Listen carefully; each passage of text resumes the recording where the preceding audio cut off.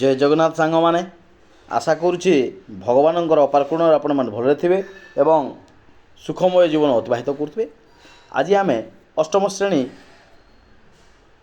विहंग विप्लव विषय वस्तुर द्वितीय भाग को अग्रसर हेबा। हलदी बसंत तार दुर्दशा विषय किछि कहवा पूर्व सेमानंक प्रति बुढ़ा मांकड़ किपरि अत्याचार करुच्ची से कथा से कौन कला ना वर्णना करे काऊ को कहला। हलदी बसंत अत्याचारित होउची कहा द्वारा ना बुढ़ा मांकड़ द्वारा। से कौन करची ना तार जो दुर्दशा जहाँ भी घटी जाउची से विषय से काऊ को समस्त जिनिस वर्णना करुच्ची। एवं गंगे महाराज एथको उपाय कौन कहंतु। से कहला जे यार उपाय कौन हो पारे गंगे महाराज आपण टिके विचार करंतु। हलदी बसंत सारी कोइली हेरिका हेले आम भितर शिल्पी। हलदी बसंत हो सुआ सारी हो एमाने कौन करथांती ना एमाने गायन करथांती। तेणु एमाने होचंती जणे जणे कंठशिल्पी एवं पक्षी जातिर एमानकर सभ्यता संस्कृति एही मानक जोगु ही आज पर्यंत बंचिकी रही। जदि एमान न थांते ताहले निश्चित भाव में आमर जो सभ्यता संस्कृति सब जिनस कौन हो जाता ना लोप पाई जाता। तेणु एमानंको साहाय्य न कले आम जीवन होउची कौन ना आम जीवनटा होउची वृथा। तेणु एमानंको आमे कौन करबाको पड़िबो ना साहाय्य करबाको पड़िबो। केही जानते नाही बग केतेबेलु आसी सेमानंक ठारु अल्प दूर गोटाए थुंटा गछर डालरे दुई पटकू डेणा मेलाए गुम मारी बसी जाइछि। कौन होइछि ना बग आसीछि एवं अल्प दूर तार माने थुंटा गछरे डाल को कौन करछि डालरे दी पटकू मिसाई सरी डेणा मेलाई से बसी पड़ी एवं बग सबुदिने गंभीर भाव में रही थाए। से कहा संगे बेसी कथबार्ता करे ना। से गंभीर भाव में थाए एवं कहा सहित बेसी कथबार्ता हुए ना एवं मिलामशा मध्य से करे ना। से कहा सहित मिलामिशा मध्य करे नाही। से कौन करथाय ना निजे निजे एका एका रही थाए एवं कहा सहित मिसे नाही। तेणु निजको बड़ धार्मिक बोली से व्यक्ति बोली सबुबले परिचय दे बुली थाए। बग हेउची कौन ना मु जणे होउची धार्मिक व्यक्ति तेणु मु कहा सहित कथा हेबी नाही बोलिकी से सबुबले कौन करथाए ना चुपचाप होकर रही थाए। किंतु सुआ कहे बग मस्त बड़ ठक स्वार्थपर। किंतु सुआ कौन कहूची ना सुआ कहूची सबुबले जे बग होउची कौन ना सबुठुरु ठक एवं स्वार्थपर मनीष। बगर कथा को विश्वास करी हबो नाही। पानी कुआ सिना बुड़ी बुड़ी माछ खाए बग ध्यान कला भली बसीथिबो हेले असल रे छकिथिबो मीनटिए केतेबेले मुंड टेकुछि। पानी कुइली कौन करथिबो ना पानी कुआटा पानी भितरे बुड़ी की माछ गुड़िए खाइबो। किंतु बग कौन ना धार्मिकर रूप धारण करी सीए थिबो एवं ताकू कौन करिवो ध्यान कला भलिया बसीथिबो एवं सी मीनर जेतेबेले मुंड ऊपर को टेकिबो से समय से कौन करदेबो ना ताकू गिली जीवो। सारी कहे बग टिके गोरा बोली ता मनरे बड़ गर्व। सारी कौन कहूची ना बगटा होची गोरा ता रंग होची धला तेणु ता मनरे कौन ना गर्व बहुत। देखो पिला माने आमर यही पारिपार्श्विक परिस्थिति मध्य देखा मिली थाए। जो मैंने टिके श्वेत रंगर बा धला रंगर होती एवं जो मैंने टिके कला रंग होती बा श्यामला वर्ण थाए से माने कौन करथांती ना अन्य मानंकु टिके उपेक्षा करथांती। पिला माने कला और अन्य रंगर चढ़ई मानंकु से माने घृणा करथांती। काउ कला तेणु बग ताकू पाख पुराए नहीं। जेहेतु काऊ होची कौन ना कला तेणु बग ता पाखकू मध्य ताकू निए नहीं। पक्षी जगत रे श्रेष्ठ स्वरशिल्पी कोइलीर रंग होची कला। यदि आमे शिल्पी मानक भितर देखिबा एवं स्वरशिल्पी मानक भितर देखिबा ताहले पक्षी जगत रे श्रेष्ठ होची किए ना सी हैला कोइली। किंतु बग मध्य ताकू खातिर करे नाही। ता मनरे कलागरा भेदभाव खूब बेसी देखा मिली थाए एवं तार जो संगति गुड़िक मध्य ठीक ଧଳା ରଙ୍ଗର ଲୋକଙ୍କ ସହିତ ସେ ମିଳାମିଶା କରିଥାଏ। ସେ କେତେବେଳେ ମଧ୍ୟ କଳା ଲୋକଙ୍କୁ ଖାତିର କରେ ନାହିଁ। କାଉ ଏଡ଼େ ପାଟିରେ କଥା କହୁଥିବା ଶୁଣି ବଗ ଆଉ ସହିପାରିଲା ନାହିଁ। କାଉ ଏଡ଼େ ବଡ଼ ପାଟିରେ କହୁଥିବାରୁ ବଗ ଆଉ ସହିପାରିଲା ନାହିଁ। ସେ ଉଦ୍ଧତ କଣ୍ଠରେ ବିଦ୍ରୂପ କରି କହିଲା,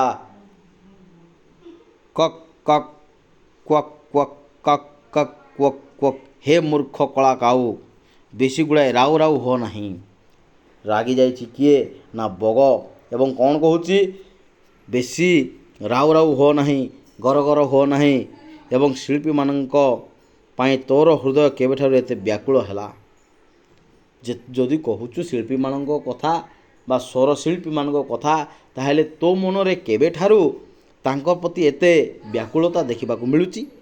ଏହି ହଳଦୀ ବସନ୍ତ, କୋଇଲି ଆଦି ଶିଳ୍ପୀମାନଙ୍କ ପାଇଁ ମୋର ତିଳାର୍ଦ୍ଧେ ହେ ଦୟା ନାହିଁ।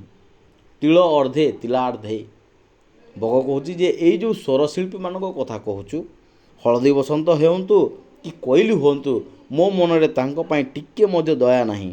ଏମାନେ ହେଲେ ବିଦେଶୀ, ଏମାନେ ଆମ ଦେଶର ନୁହନ୍ତି। ତେଣୁ ଏମାନେ ହୋଇଗଲେ ବିଦେଶୀ।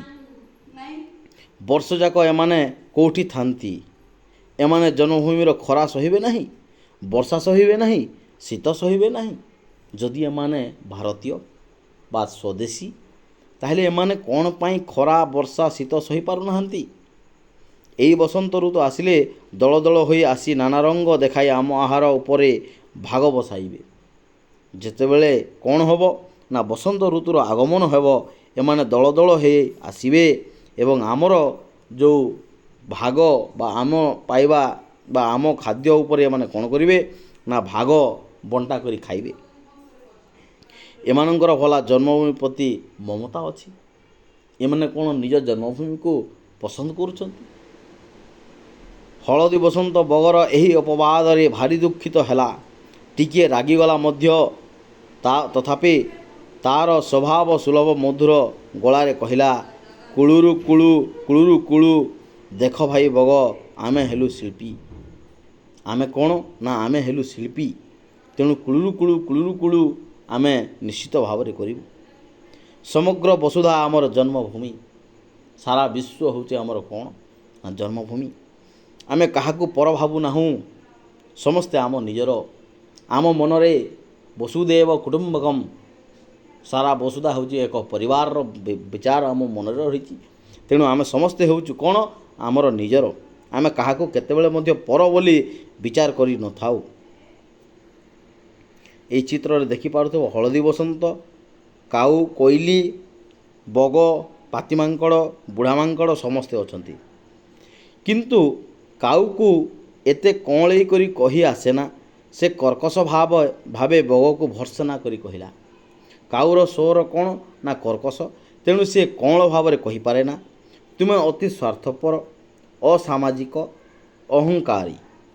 ତୁମେ କ'ଣ ନା ତୁମେ ହେଲ ସ୍ୱାର୍ଥପର, ଅସାମାଜିକ ଏବଂ ଅହଙ୍କାରୀ। ବିପଦ ବେଳେ ପଡ଼ୋଶୀମାନଙ୍କୁ ସାହାଯ୍ୟ କରିବା ଦୂରେ ଥାଉ, ଯିଏ ଏଭଳି ଅସହିଷ୍ଣୁ ଭାବ ଦେଖାଏ ସେ ଅତି କ୍ଷୁଦ୍ର ମନା।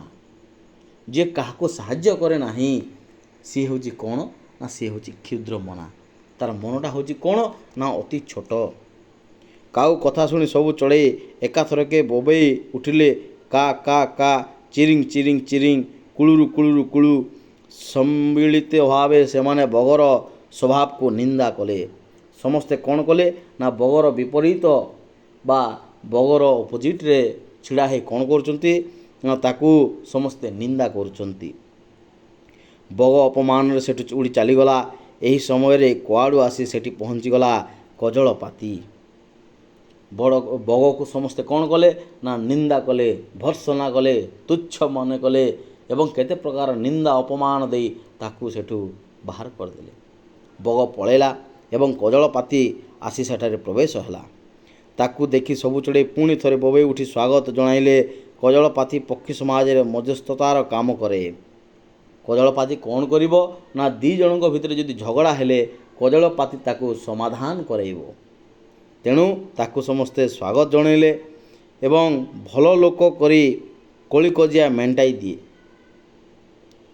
ଇଏ ଭଲ ଲୋକଟିଏ ହେଇ ସେଇ ଯେଉଁ ଝଗଡ଼ା ବା ଦୁଇ ଜଣଙ୍କର ହୋଇଥିବା ଝଗଡ଼ାକୁ ଇଏ କ'ଣ କରିବ ନା ଇଏ ସମାଧାନ କରିଦେବ।